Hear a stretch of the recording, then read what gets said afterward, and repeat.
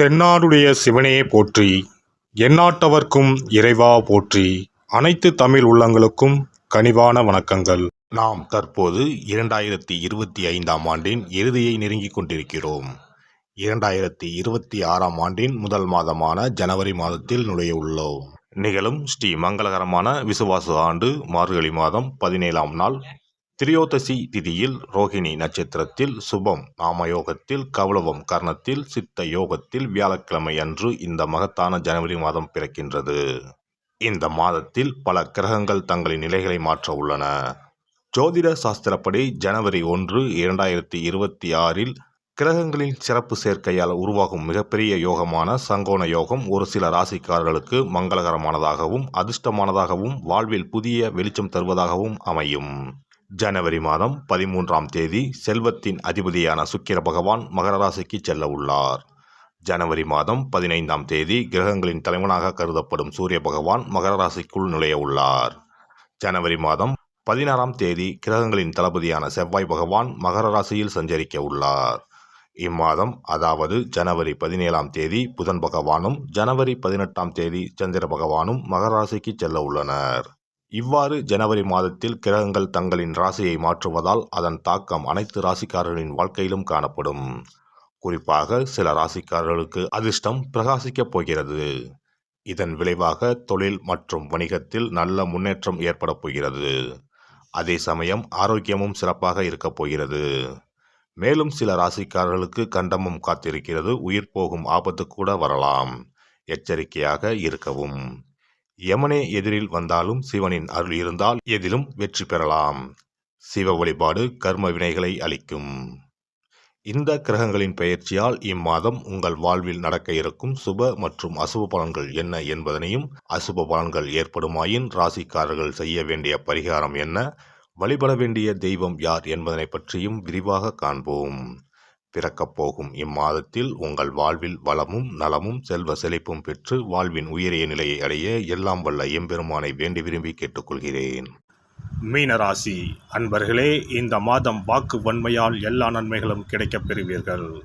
அனுகூலமான பலன் உண்டாகும். பணவரவு மன திருப்தியை தரும். புதிய நபர்களின் அறிமுகமும் அவர்களது நட்பும் கிடைக்கப் பெறுவீர்கள்.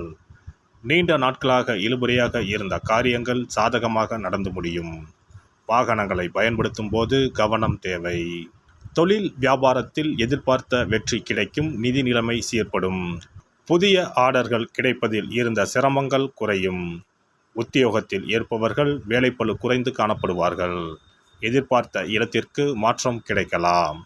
குடும்பத்தில் ஒற்றுமை உண்டாகும். கணவன் மனைவிக்கு இடையே இருந்த இறுக்கமான சூழ்நிலை நீங்கி மகிழ்ச்சி உண்டாகும். பிள்ளைகளால் இருந்த மன வருத்தம் நீங்கி அவர்களுடன் சந்தோஷமாக வெளியே சென்று வருவீர்கள். பெண்களை பொறுத்தவரை இந்த மாதம் எல்லா காரியங்களும் அனுகூலமாக நடக்கும். மனக்கவலை நீங்கி நிம்மதி உண்டாகும். கலைத்துறையினருக்கு வீண் அலைச்சல், காரிய தாமதம் போன்றவை ஏற்படலாம். புதிய முயற்சிகளை தள்ளி போடுவதும் நல்லது. காரிய அனுகூலம் ஏற்படும். உணர்ச்சிகரமாக பேசி மற்றவர்களை கவர்வீர்கள். எல்லாவற்றிலும் எதிர்பார்த்த நன்மைகள் உண்டாகும். பணவரத்து கூடும். அரசியல் துறையினருக்கு கொடுக்கல் வாங்கலில் இருந்த பிரச்சனைகள் தீரும். நீண்ட நாளாக இருந்த கஷ்டங்கள் நீங்கும். எதையும் செய்து முடிக்கும் சாமர்த்தியம் உண்டாகும். அரசாங்கம் மூலம் லாபம் ஏற்படும். வெளியூர் அல்லது வெளிநாட்டு பயணம் சாதகமாக இருக்கும்.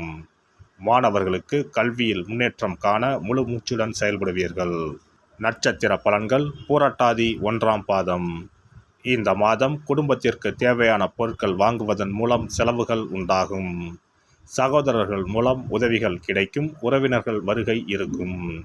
பிள்ளைகளிடம் அனுசரணையாக நடந்து கொள்வது நன்மை தரும். உத்திரட்டாதி நட்சத்திரம். இந்த மாதம் துணிச்சலுடன் ஈடுபட்டு காரிய வெற்றி காண்பீர்கள். பணவரத்து திருப்தி தரும். வாக்குவாதத்தை தவிர்ப்பது நன்மையை தரும். எதிலும் மிகவும் கவனமாக ஈடுபடுவது நல்லது. பிள்ளைகள் பற்றிய கவலை நீங்கும். உடல் ஆரோக்கியம் உண்டாகும். ரேவதி நட்சத்திரம். இந்த மாதம் வீண் மனக்குழப்பம் ஏற்பட்டு நீங்கும். மற்றவர்களுக்கு உதவ போய் வீண் பிரச்சனைகளில் சிக்கிக் கொள்ளலாம். திடீர் கோபம் ஏற்படும். தேவையற்ற வீண் செலவுகளும் உண்டாகும். ஆன்மீக நாட்டம் ஏற்படும். தொழில் வியாபாரம் தொடர்பான காரியங்களில் இழுபறியான நிலை காணப்படும். உத்தியோகத்தில் இருப்பவர்களுக்கு கூடுதல் பணிச்சுமையும் வீண் அலைச்சலும் உண்டாகும். சிவபெருமானை வணங்கி வர எல்லா காரியங்களும் நல்லபடியாக நடக்கும். குடும்பத்தில் இருந்த பிரச்சனைகள் தீரும். சிறப்பு தொகுப்பு. கண் திருஷ்டிகள் அகன்று தடைப்பட்டு கொண்டிருக்கும் காரியங்கள் நிறைவேற செய்ய வேண்டிய பரிகாரம் என்ன என்பதனை பற்றி காண்போம். வாழ்க்கையில் நல்ல நிலையில் இருந்தவர்கள் கூட திடீரென்று பொருளாதாரம் இழந்து மன கஷ்டங்களுடன் வாழும் நிலை ஏற்படும். இந்த நிலை எதனால் ஏற்பட்டது என்று ஆராய்ந்து பார்த்தால் பெரும்பாலும் அவர்களின் மீதான கண் திருஷ்டிதான் காரணமாக இருக்கும். கல்லடி பட்டாலும் கண்ணடி படக்கூடாது என்று சொல்வார்கள் அல்லவா, அது உண்மைதான். இது போன்ற பிறரின் பொறாமை கொண்ட கண் திருஷ்டியினால் பலரின் வாழ்க்கை சிரமத்திற்கு ஆளாக நேரிடும். இது போன்ற கண் திருஷ்டிகளிலிருந்து எப்படி தப்பிப்பது? இருக்கவே இருக்கிறது எளிதாக கிடைக்கும் ஊமத்தஞ்செடி. தெய்வ சக்தி நிறைந்த செடியாக கருதப்படும் ஊமத்தஞ்செடியின் காய், பூ, இலைகள் என அனைத்தும் தீய சக்திகள் விரட்ட பரிகாரத்துக்கு பயன்படுகிறது. பொதுவாக ஊமத்தம் காய்க்கு கெடுதலை அகற்றக்கூடிய சக்தி உண்டு. நம் வீட்டில் உள்ள எதிர்மறை சக்தியை அகற்றுவதற்கு ஊமத்தங்காய் தீபம் சிறந்த பரிகாரமாகிறது. தெய்வீக மகத்துவம் நிறைந்த ஊமத்தங்காய் மற்றும் பூவையும் எடுத்துக்கொள்ளுங்கள். வீட்டுக்கு அருகில் இல்லை என்றால் நாட்டு மருந்து கடைகளில் கிடைக்கும். இந்த 2 பொருட்களையும் மஞ்சள் தண்ணீரை கொண்டு நன்றாக கழுவி விடுங்கள். சிறிது நேரம் அவற்றிலுள்ள ஈரம் போக ஆறவிட்டு பிறகு அவற்றை ஒரு மஞ்சள் துணியில் குலதெய்வத்தை வேண்டி ₹1 நாணயத்தோடு சேர்த்து முடிந்து வீட்டின் நிலைப்படியில் கட்டி தொங்க விடுங்கள். இந்த முடிச்சை வெள்ளிக்கிழமை அல்லது ஞாயிற்றுக்கிழமைகளில் தயார் செய்து வாசல் படியில் கட்டுவது சிறப்பு. தினமும் வீட்டில் தீபம் ஏற்றி காண்பிக்கும் போது இந்த முடிச்சுக்கும் காண்பிக்கவும். இதேபோல் ஊமத்தம் இலைகள் கிடைத்தால் அந்த இலைகளை சுத்தமான மஞ்சள் தண்ணீரில் கழுவிவிட்டு அவற்றை கொண்டு வீட்டில் இருக்கும் விநாயகருக்கு திங்கள் கிழமைகளில் தொடர்ந்து அர்ச்சனை செய்து வர வேண்டும். ஊமத்தம் பூவையும் விநாயகருக்கு சூட்டலாம். 3 வாரங்கள் தொடர்ந்து திங்கள் கிழமைகளில் விநாயகருக்கு ஊமத்தை இலையால் அர்ச்சனை செய்து ஊமத்தம் பூவை சூட்டி வழிபட்டால் வீட்டில் உள்ள கெட்ட சக்தி நடமாட்டம் மற்றும் கண் திருஷ்டிகள் தீரும். ஊமத்தம் செடியும் சிவபெருமானுக்கு உகந்த இலை ஆகும். இந்த ஊமத்தங்காய் வைத்து சிவபெருமானுக்கு தீபம் ஏற்றி வழிபடுவதன் மூலம் நமது பிரச்சனைகளில் இருந்து எளிதாக விடுபட முடியும். முதலில் 2 ஊமத்தங்காய்களை எடுத்துக்கொள்ள வேண்டும். அவற்றின் மீது முட்கள் இருப்பதால் மிகவும் கவனமாக கையாள வேண்டும். ஊமத்தங்காயின் காம்பு பகுதிகளை வெட்டி கொண்டு கத்தியை பயன்படுத்தி ஊமத்தங்காயின் உள்ளே இருக்கும் விதை பகுதியை முழுவதுமாக நீக்கிவிட வேண்டும். பின்னர் 2 அகல் விளக்குகள் மற்றும் விளக்கு வைப்பதற்கான 2 தட்டுகளை எடுத்து சுத்தம் செய்து அவற்றிற்கு மஞ்சள் குங்குமம் போட்டு வைத்துக் கொள்ள வேண்டும். பின்னர் 2 தட்டின் மீதும் ஒவ்வொரு அகல் விளக்கை வைத்துக் கொள்ள வேண்டும். அதன் பிறகு எப்போதும் பூஜை செய்வதற்கு வைப்பது போன்ற வெத்தலைப்பாக்கு, பழம் போன்றவற்றை வைத்துவிட்டு 2 விளக்குகளையும் ஏற்றி சிவபெருமானை மனதார வேண்டிக் கொள்ள வேண்டும். எனக்கு இருக்கும் பிரச்சனைகள் அனைத்தும் தீர்ந்து இன்பமான வாழ்க்கை கிடைக்க வேண்டும் என வேண்டிக் கொள்ள வேண்டும்.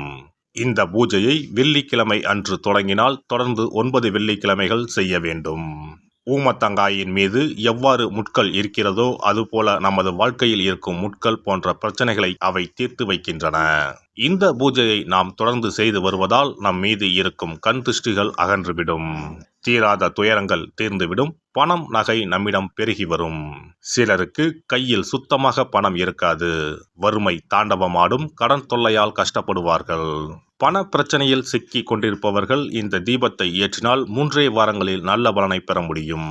தொழிலில் நல்ல முன்னேற்றம் இருக்கும். கடன் பிரச்சனைகள் தீரும். உறவினர்களிடையே பகைமை இருந்தால் அவையும் மறைந்துவிடும். நோய்வாய் உள்ளவர்கள் இந்த தீபத்தை ஏற்றுவதன் மூலம் நல்ல பலனை பெற முடியும். பொதுவாகவே எந்த பரிகாரம் என்றாலும் அதை முழு நம்பிக்கையுடன் செய்தால் மட்டுமே முழு பலன் கிடைக்கும் என்பதை நினைவில் கொள்ளுங்கள். எல்லாம் வல்ல இறையருளால் நீங்களும் உங்கள் அன்பு குடும்பமும் உடல் நலம், நீலாயுள், நிறை செல்வம், உயர் புகழ், மெய்ஞானம் ஓங்கி வாழ்க வளமுடன். இந்த வீடியோ பதிவு உங்களுக்கு பிடித்திருந்தால் லைக் பண்ணுங்க, கமெண்ட் பண்ணுங்க, ஷேர் பண்ணுங்க, மறக்காம சப்ஸ்கிரைப் பண்ணுங்க, பக்கத்துல இருக்கிற பெல் பட்டனை கிளிக் பண்ணுங்க. நன்றி, வணக்கம். ஓம் நமச்சிவாய. சிவாய நம.